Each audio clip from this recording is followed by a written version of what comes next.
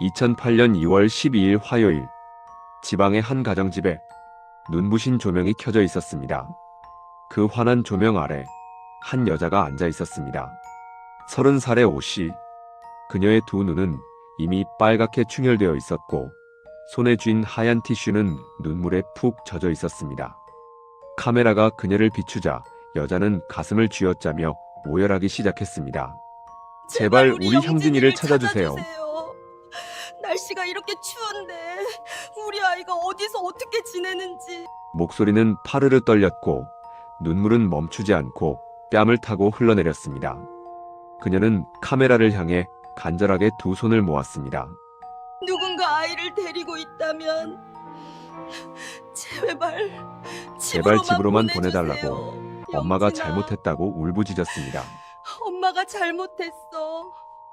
제발 돌아와야 해. 그 모습을 본 시청자들은 함께 가슴을 치며 울었습니다. 6살 짧은 머리에 눈이 동그랗고 맑았던 아이, 키 112cm의 몸무게, 23kg의 작은 아이가 울산의 어느 골목에서 감쪽같이 사라졌기 때문입니다. 그런데 바로 다음 날이었습니다. 방송을 본 전 국민의 가슴에 대못을 박는 충격적인 소식이 날아들었습니다.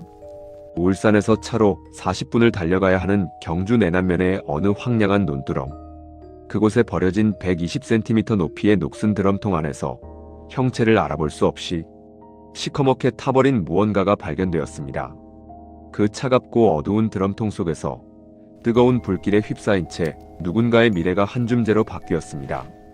도대체 그날 오후 형진이에게는 무슨 일이 있었던 걸까요? 방송에 나와 전 국민 앞에서 피눈물을 흘리던 그 엄마는 왜 그토록 서럽게 울었던 걸까요? 그리고 누군가의 꿈을 드럼통에 넣어 불태운 악마는 누구일까요? 오늘 홍영웅의 사건 파일에서는 2008년 대한민국을 경악하게 만들었던 울산 형진군의 실종 사건, 그 추악한 진실을 파헤쳐보려 합니다. 이야기를 시작하기 전에 구독과 좋아요는 미제 사건을 다시 세상에 드러내는데 큰 힘이 됩니다. 홍영웅의 사건 파일 시작합니다. 2008년 2월 11일 월요일, 설 연휴가 막 끝난 참이라 공기가 유난히 차갑던 오후였습니다.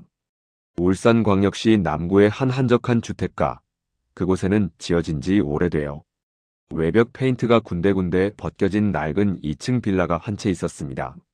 녹슨 철제 계단이 위태롭게 붙어있는 그 건물의 1층 현관문이 오후 2시쯤 끼익 소리를 내며 열렸습니다. 문틈 사이로 조그만 아이가 삐죽 얼굴을 내밀었습니다. 아이는 모자가 달린 두툼한 녹색 점퍼를 챙겨 입고 노란색 체육복 반바지를 입고 있었습니다. 형진이는 현관 앞에 놓인 커다란 검은색 슬리퍼에 발을 쑥 집어넣었습니다. 112cm의 작은 키에 23kg밖에 안 되는 야윈 아이에게 그 슬리퍼는 너무나 크고 헐거워 보였습니다. 엄마, 동네 슈퍼 앞에 오락하러 갔다 올게요. 형진이는 밝게 소리치며 계단을 내려갔습니다. 탁, 탁, 탁.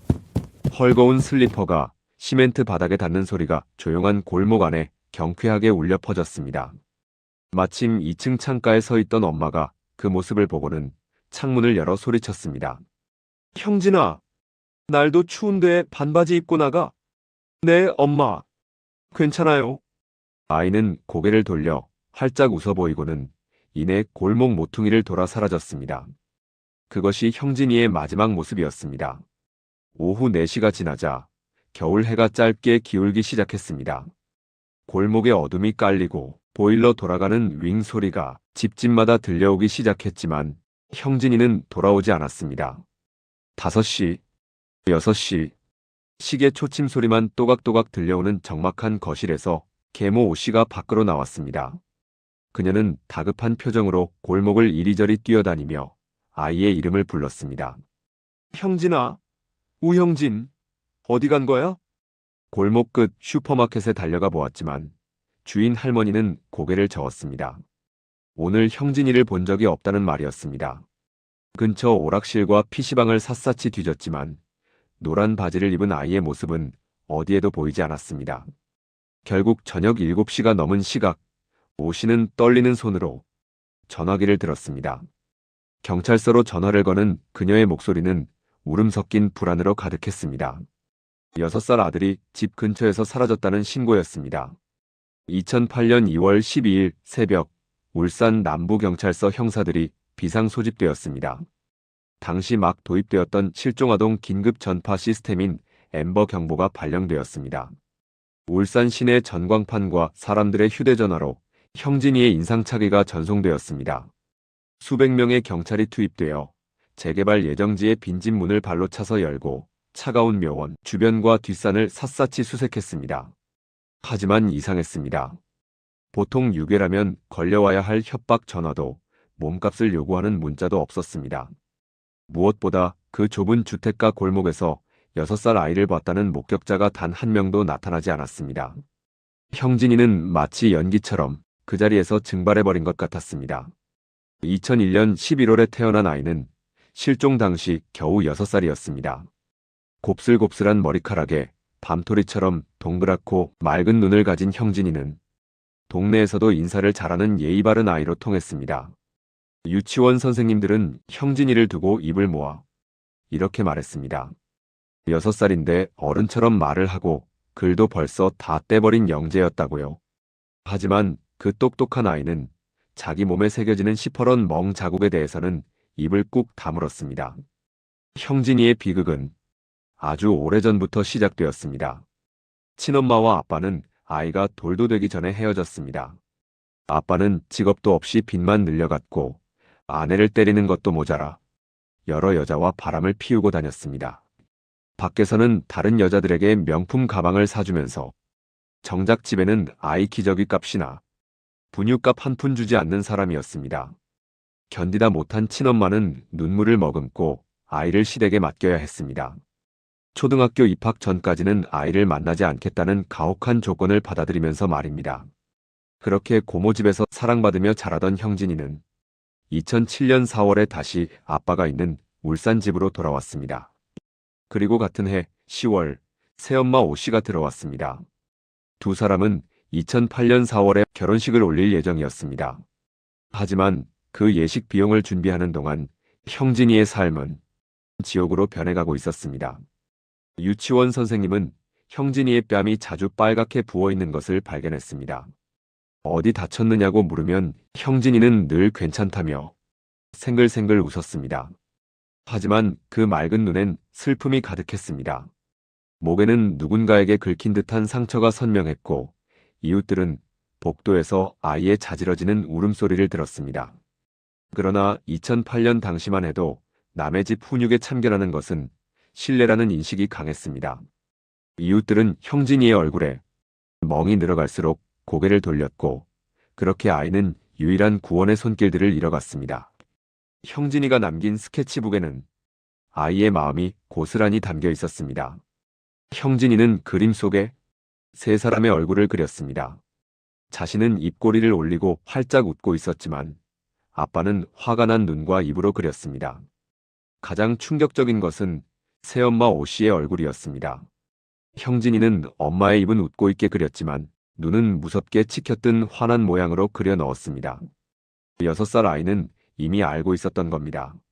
새엄마가 겉으로는 웃고 있어도 속으로는 자신을 얼마나 미워하고 있는지, 그리고 그 눈이 언제든지 자신을 향해 폭발할 준비가 되어 있다는 사실을 말입니다.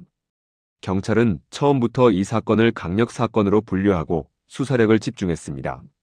6살 아이가 연고도 없는 곳에서 사라진 것이 아니라 집 앞 오락실에 가겠다고 나간 뒤 증발했으니까요. 수사본부가 차려지자마자 형사들이 가장 먼저 의심한 곳은 뜻밖에도 서울이었습니다. 혹시 친엄마가 아이를 몰래 데려간 건 아닐까? 경찰은 형진이를 낳아준 친엄마가 아이를 그리워한 나머지 울산까지 내려와 몰래 데려갔을 가능성에 무게를 두었습니다. 형사들은 즉시 서울로 급파되었습니다. 하지만 서울에서 마주한 친엄마의 모습은 처참했습니다. 형진이가 사라졌다는 소식을 듣자마자 그 자리에서 주저앉아 피눈물을 쏟아냈거든요. 우리 형진이가 실종됐다니요. 제가 만난 지가 2년이 넘었는데 그게 무슨 소리입니까? 친엄마는 형진이 아빠가 전화번호까지 바꾸는 바람에 아이의 목소리조차 듣지 못하고 살았습니다. 초등학교 입학날만 손꼽아 기다리며 하루하루를 버티던 그녀에게 실종 소식은 청천벽력과도 같았습니다. 경찰이 확인해 보니 그녀는 울산에 내려온 기록조차 없었습니다. 첫 번째 가설이 빗나간 순간이었습니다. 수사는 다시 울산으로 돌아왔습니다. 수백 명의 경찰 기동대원이 투입되어 낡은 빌라 주변을 겹겹이 에워싸고 수색을 시작했습니다. 재개발을 앞두고 비어있는 흉물스러운 빈집들의 문을 하나하나 뜯어내고 들어갔습니다. 깨진 유리창 사이로 찬바람이 들이치는 어두운 방 안을 손전등으로 비추었지만 그곳엔 형진이가 아닌 켜켜이 쌓인 먼지와 곰팡이 냄새뿐이었습니다.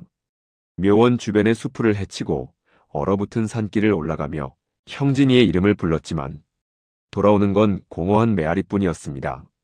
엠버 경보를 통해 전국에 형진이의 얼굴이 퍼져나갔습니다.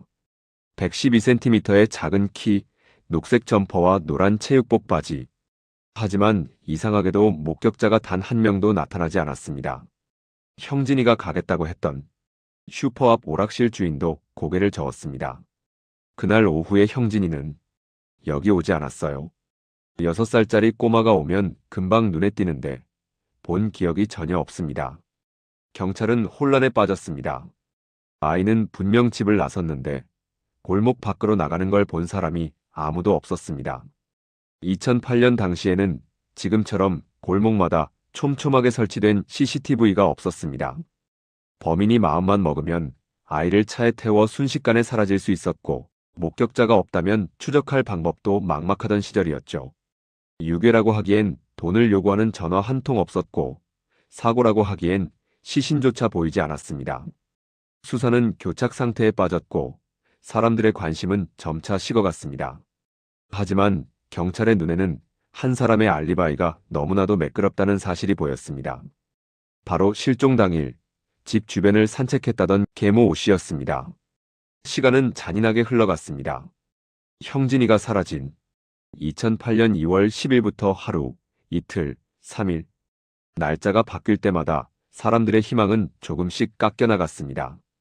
겨울바람은 여전히 매서웠고 길거리에 붙은 형진이의 전단지는 차가운 바람에 흔들리다 끝부분이 너덜너덜하게 찢겨나갔습니다. 전국에는 엠버 경보가 울려 퍼졌습니다. 당시엔 이 시스템이 도입된 지 얼마 되지 않았을 때였죠. 고속도로 전광판에도 지하철 입구의 모니터에도 노란 바지를 입고 웃고 있는 형진이의 얼굴이 계속해서 나타났습니다. 사람들은 길을 지나가다가도 노란색 옷을 입은 아이만 보면 혹시나 하는 마음에 다시 한번 돌아보곤 했습니다. 작고 어두운 방에서 형진이의 친엄마는 텔레비전 앞을 떠나지 못했습니다. 그녀는 형진이가 사라졌다는 뉴스가 나올 때마다 가슴을 쥐어뜯으며 울었습니다. 엄마가 미안해. 엄마가 너를 데려왔어야 했는데. 조금만 참아 형진아. 엄마가 곧 갈게. 그녀는 매일 밤 형진이의 돌 사진을 가슴에 품고 잠이 들었습니다. 하지만 꿈속에서도 형진이는 아무 말 없이 뒷모습만 보이며 멀어져 갔습니다. 친엄마는 숨이 막히는 고통 속에서 매일 아침을 맞이했습니다. 그 시간 형진이의 계모 오 씨는 세상을 속이고 있었습니다. 오 씨는 수사팀 형사들이 찾아올 때마다 수건으로 눈물을 훔치며 형진이의 방을 정리했습니다. 아이가 보던 그림책, 아이가 아끼던 로봇 장난감. 그녀는 그것들을 만지며 슬픈 표정을 지었지만 그 장난감 위로 쌓이는 먼지는 누구도 닦아주지 않았습니다. 경찰 수사는 점점 막다른 길로 치닫고 있었습니다. 수백 명의 경찰이 투입되어 울산 시내를 샅샅이 뒤졌지만 아무런 소득이 없자 수사팀 내부에서도 초조함이 감돌기 시작했습니다. 이대로 형진이가 영영 미제 사건으로 남는 건 아닐까? 유괴범이 아이를 데리고 벌써 울산을 빠져나간 건 아닐까요? 형사들은 담배 연기 자욱한 사무실에서 밤을 지새우며 수천 장의 수사 기록을 넘겼습니다. 하지만 진실은 아주 가까운 곳에 숨어 있었습니다.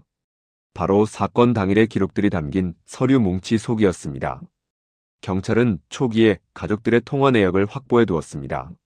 하지만 수백 건이 넘는 번호들 사이에서 계모 오 씨의 짤막한 통화 한 통은 그리 눈에 띄지 않았습니다.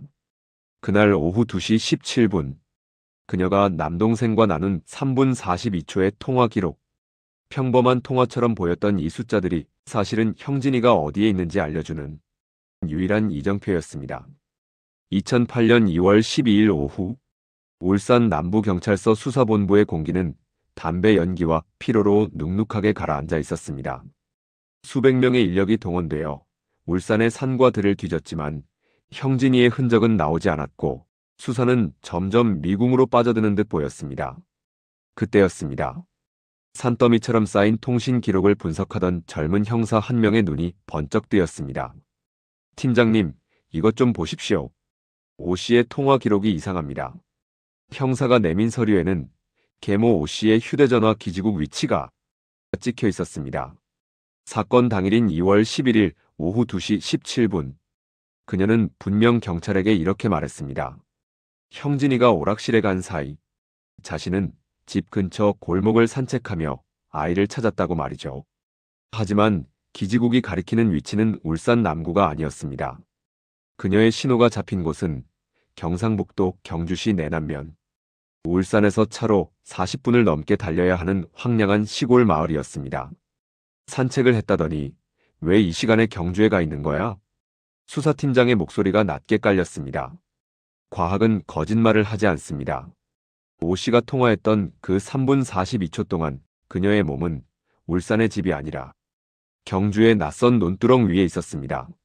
형사들은 즉시 그녀의 동선을 다시 그리기 시작했습니다. 오후 2시 17분 경주 내남면, 그리고 오후 3시 41분에도 여전히 경주 기지국의 신호가 걸려 있었습니다. 오 씨는 적어도 2시간 가까이 경주에 머물렀던 겁니다. 아이가 실종되어 애가타게 골목을 뒤졌다던 그 시간에 그녀는 대체 왜 연고도 없는 타향의 논두렁을 서성였을까요? 경찰은 즉시 오 씨를 경찰서로 불러들였습니다. 그녀는 여전히 눈이 부어 있었고 가냘픈 목소리로 아이를 찾아달라고 애원했습니다.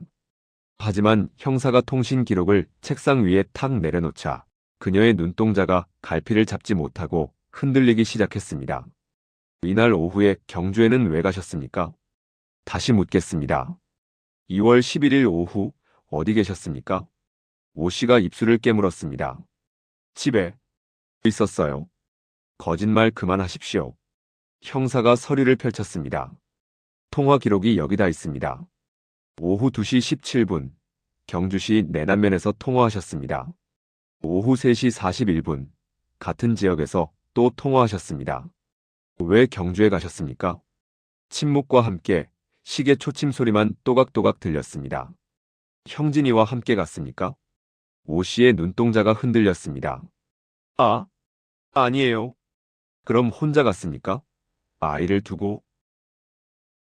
형사가 몸을 앞으로 기울였습니다. 지금 전국이 형진이를 찾고 있습니다. 수백 명의 경찰이 산을 뒤지고 있습니다. 방송에도 나오셨지 않습니까? 눈물까지 흘리면서 목소리가 낮아졌습니다. 형진이가 정말 실종된 겁니까? 오 씨의 어깨가 떨렸습니다. 형진이는 어디 있습니까?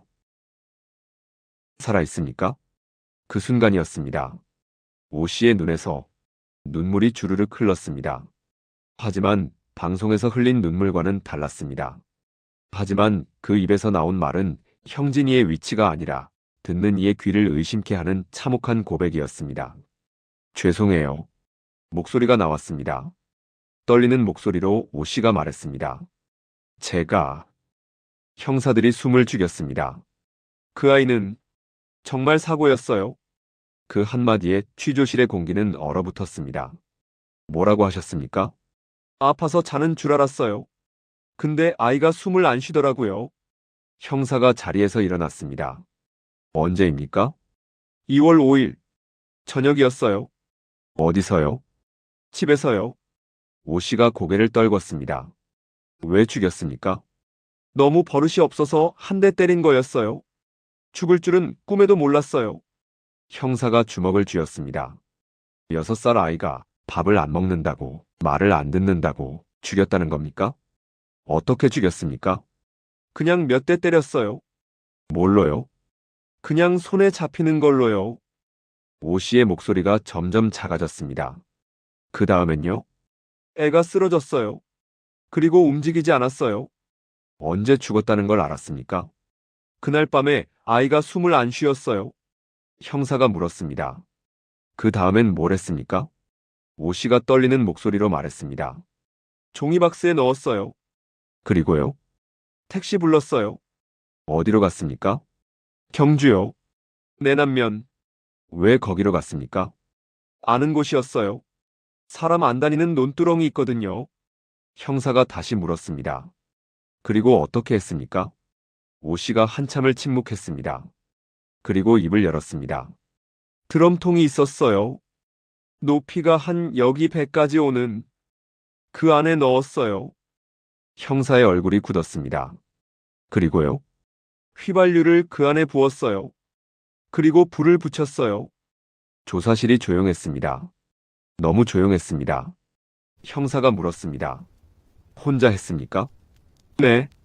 23kg 종이박스를 택시까지 옮기고 경주까지 가서 드럼통에 넣었다는 겁니까? 혼자서? 네. 하지만 형사는 의심했습니다. 상식적으로 어려웠습니다.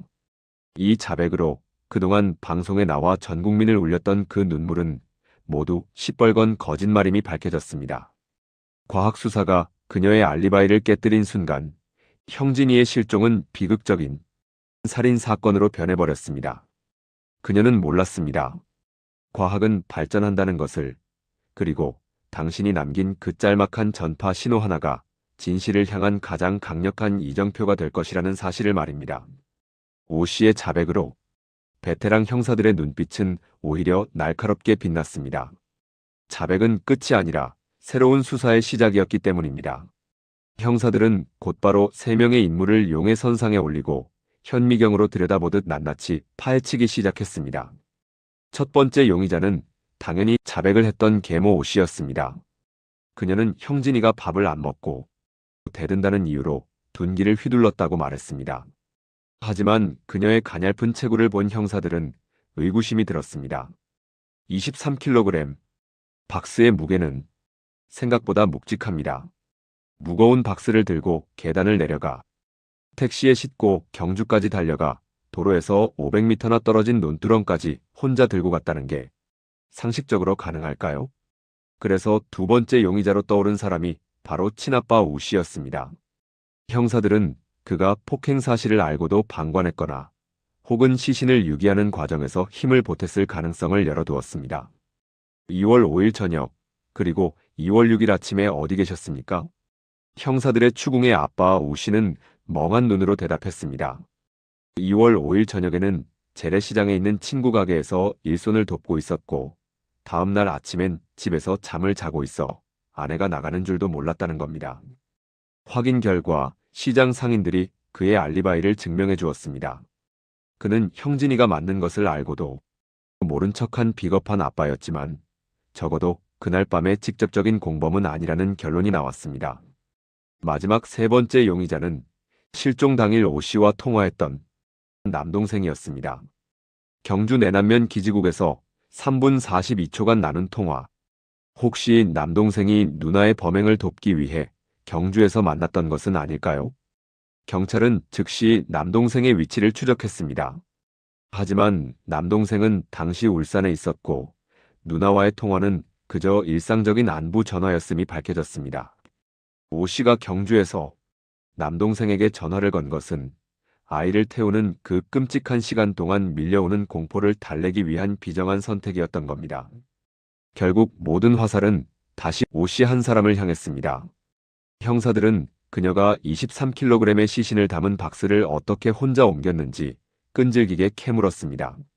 오 씨는 떨리는 목소리로 죽을 힘을 다해 들었다고 답했습니다. 사람의 악독함은 때로 인간의 한계를 넘어서는 힘을 만들어내기도 하는 법입니다. 그녀는 오로지 자신의 범행을 감추기 위해 23kg 아이의 무게를 도끼로 버텨냈던 것입니다. 이제 남은 것은 단 하나. 그녀의 진술이 사실인지 증명할 시신을 찾아내는 일이었습니다. 2월 13일 새벽 3시 수사팀은 수갑을 찬 오 씨를 태우고 어둠이 짙게 깔린 경주 내남면으로 향했습니다. 차 안은 소름 끼치는 침묵만이 가득했습니다. 엔진 소리만 웅웅거리며 울려 퍼지는 가운데 오 씨는 창밖의 어둠을 멍하니 바라보고 있었습니다. 2008년 2월 13일 새벽 3시 경상북도 경주시 내남면의 어느 한적한 시골길은 칠흑 같은 어둠에 잠겨 있었습니다. 매서운 겨울바람이 논바닥을 훑고 지나가는 소리만 들려오는 그곳에 경찰차 몇 대가 멈춰 섰습니다. 차 문이 열리고 수갑을 찬 오 씨가 내렸습니다. 그녀는 담담한 표정으로 앞장서기 시작했습니다. 형사들은 손전등을 켜고 그녀의 뒤를 쫓았습니다. 도로에서 500m쯤 떨어진 논두렁 끝자락, 그곳에 덩그러니 놓여있는 녹슨 철제 드럼통 하나가 보였습니다. 높이 120cm, 뚜껑이 덮여있는 그 드럼통 앞에 멈춰 선 오 씨가 무표정하게 입을 열었습니다. 저기에요. 저 안에 넣었어요. 형사가 장갑을 낀 손으로 조심스럽게 드럼통 뚜껑을 들어 올렸습니다. 끼익하는 소름 끼치는 금소금과 함께 뚜껑이 열리자 코를 찌르는 휘발유 냄새와 비릿한 탄내가 확 끼쳐왔습니다. 손전등 빛이 어두운 통 안을 비추었습니다.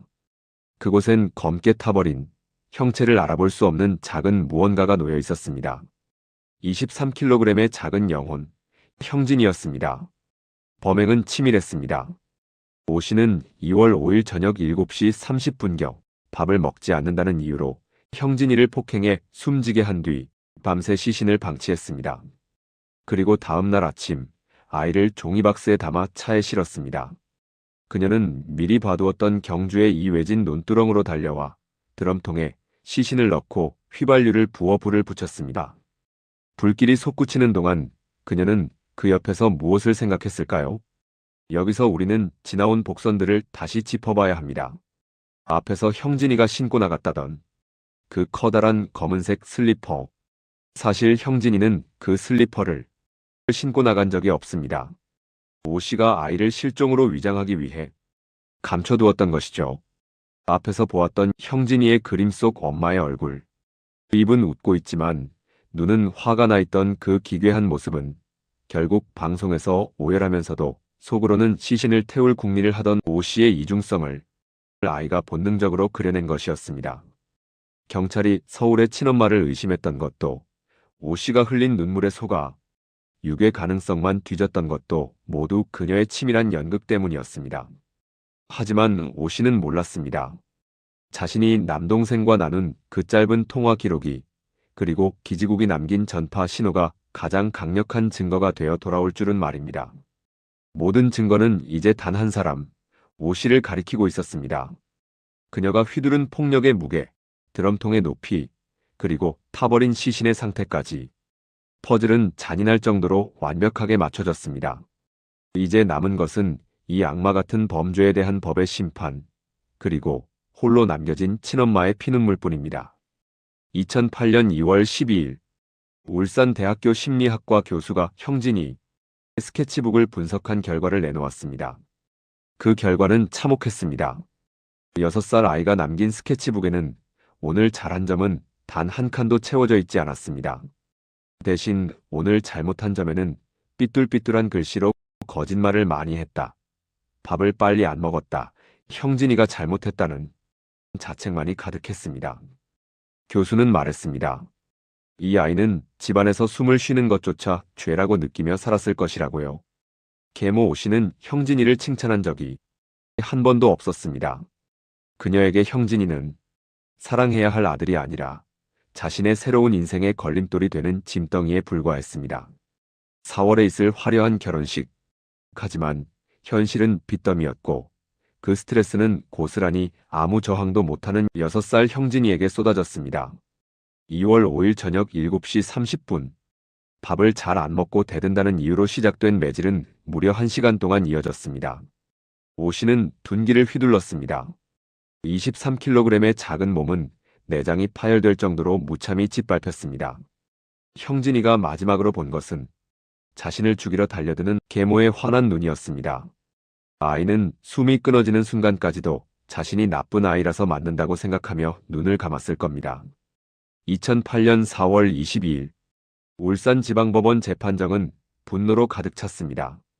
검찰은 전 국민을 속이고 아이를 불태운 오 씨에게 징역 20년을 구형했습니다. 하지만 재판부의 판단은 달랐습니다. 범행을 인정하고 반성하고 있다는 점, 그리고 가족들의 탄원이 있다는 이유로 징역 15년을 선고했습니다. 탕, 탕, 탕. 법망의 망치 소리가 울려 퍼지는 순간 방청석에서는 통곡과 분노가 터져나왔습니다. 6살 아이의 목숨값이 고작 15년이냐는 외침이었습니다. 하지만 그보다 더한 지옥을 사는 사람이 있었습니다. 서울에서 소식을 듣고 달려온 형진이의 친엄마였습니다. 그녀는 형진이의 시신조차 보지 못했습니다. 그녀는 형진이가 죽었다는 소식을 신문으로 봤습니다. 울산으로 달려갔습니다. 하지만 형진이를 만날 수 없었습니다. 시신은 이미 화장됐습니다. 친아버지가 가져갔습니다. 형진이를 보여주세요. 안 됩니다. 생모는 권리가 없습니다. 제발이요. 한 번만이라도. 안 됩니다. 친엄마는 무릎 꿇고 빌었습니다.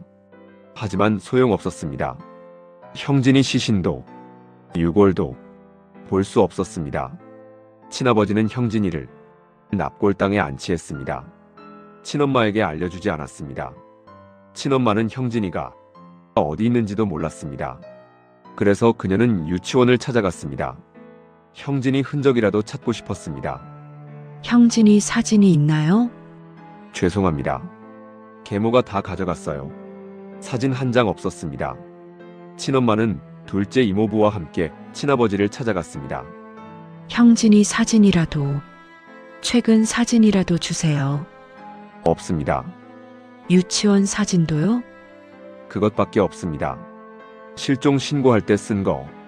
친엄마는 형진이 물건이라도 달라고 했습니다. 친아버지가 가져온 건 노란색 바지 하나, 단추 떨어진 티셔츠 하나, 낡은 운동화 한 켤레. 그게 전부였습니다. 친엄마는 그것들을 안고 울었습니다.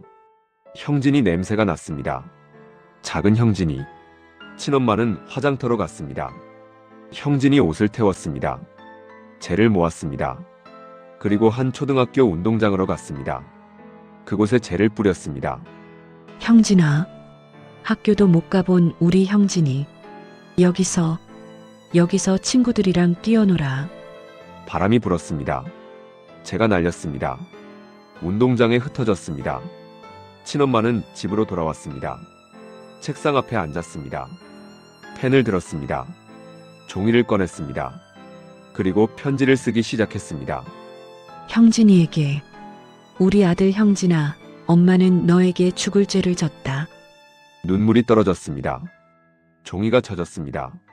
너를 엄마가 키웠어야 했는데 엄마가 나빴다. 손이 떨렸습니다. 엄마는 지금 무슨 말을 해야 할지 모르겠다. 미안하단 말밖엔. 형진아, 엄마가 너를 낳고 엄마는 정말 너를 정말 사랑했다. 친엄마는 편지에 썼습니다. 형진이를 보낼 수밖에 없었던 이유를 가난 때문이었다고, 빚 때문이었다고, 친아버지의 폭력과 바람 때문이었다고. 기저귀 값과 분유 값을 감당할 수도 없는 나는 친정에서 얻어먹이기에 바빴다. 일을 해야만 했다. 네 아빠란 작자가 맨날 집 나가서 돈도 안 벌어오고 다른 여자들 명품 가방 사주고 다니면서 만들어 놓은 빚 때문에 채권자들에게도 시달려야만 했다. 울다가 너를 보내기로 했단다.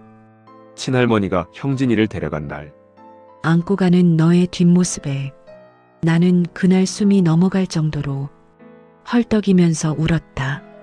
초등학교 입학하면 만날 수 있다고 믿었습니다. 내년만 기다리면 된다고.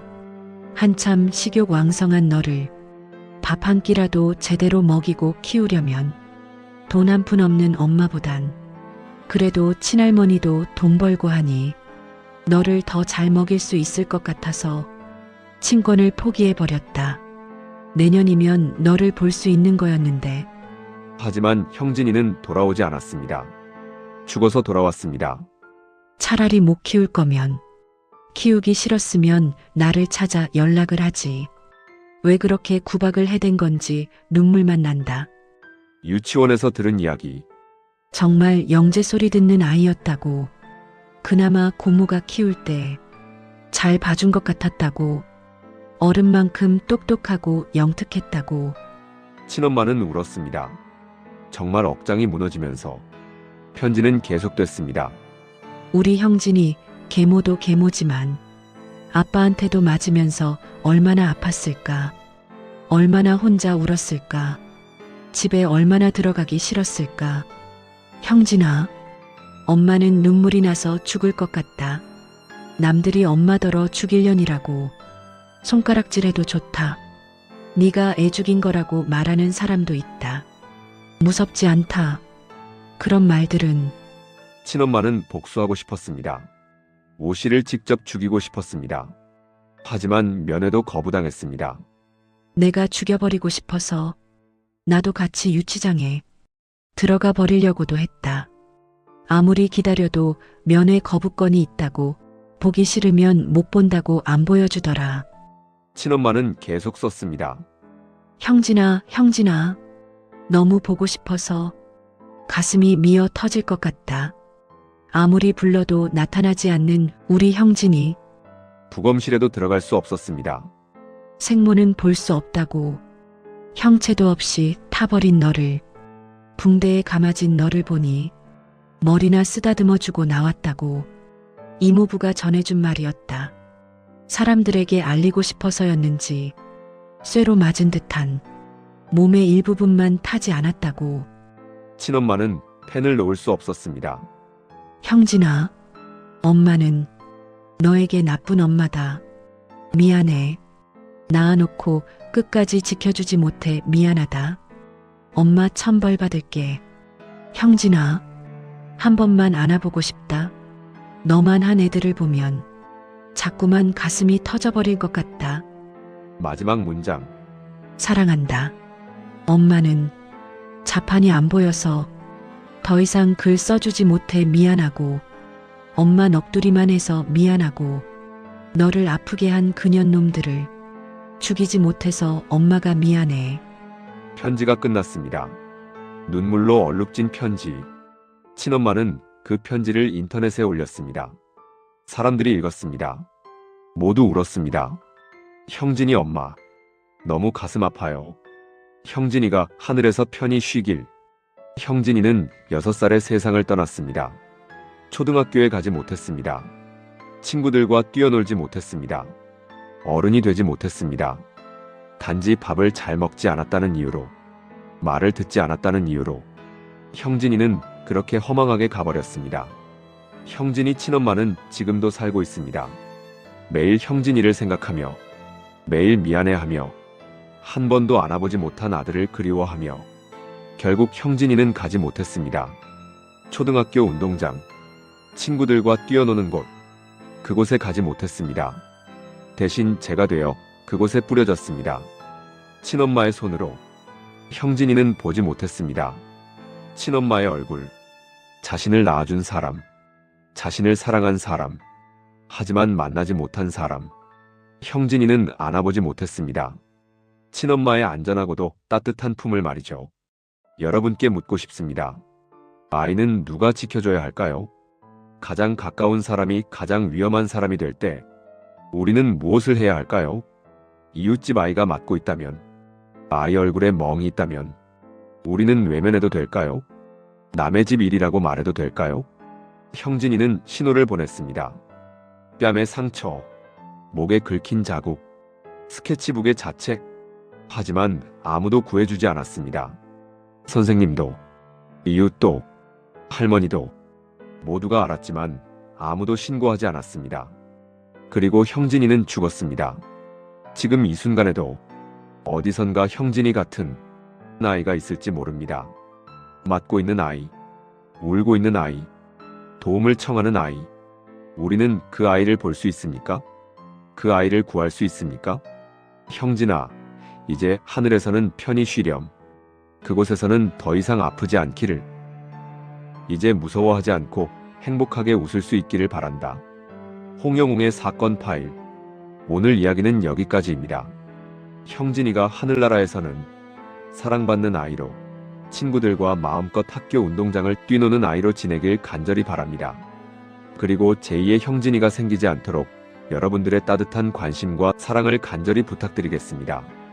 그리고 마지막으로 작지만 너무나도 소중한 꿈을 짓밟은 오씨.